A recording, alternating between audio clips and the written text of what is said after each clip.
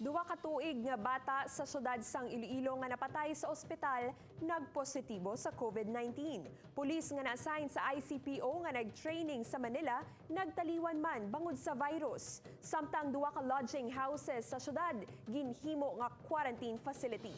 Si Zen Kilantang nakatutok.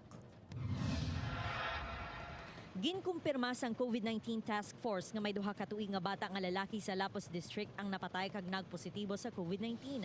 Agosto 15, gin-admit ang bata sa ospital bangod ginahilanat kag na-diarrhea. Alas 9 kahapon sang aga sang ginbawian sang kabuhi ang bata kag alas 12 na sang ugtos sang nagwa ang resulta sini nga positibo sa COVID-19. Nagapadayon ng contact tracing sa mga tawo nga na-expose sa bata. Dako ang posibilidad isa sa mga upod niya sa balay, no? Ang bata niya ni sa lola, ni siya nag-star, ang lola nag-atipans ni. So possible isa dira sa ila panimalay ang infected na sang COVID-19 virus nga asymptomatic.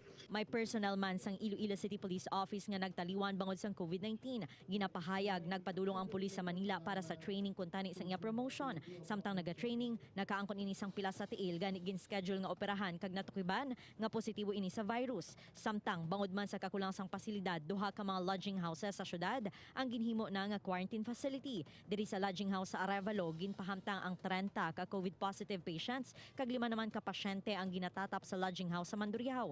Ginapreparahan man sang syudad ang pag-abot sa mga locally stranded individuals sa Sabado. Sa subong mayara sang 120 beds nga available sa quarantine facilities. So far, duha ka lodging houses ang nagpasubot na mabaton sa mga positive cases. Kaya napakita ang mga ongoing na gina-negotiate ng mga hotels diri sa Iloilo na possible ba nagbaton sa mga positive cases.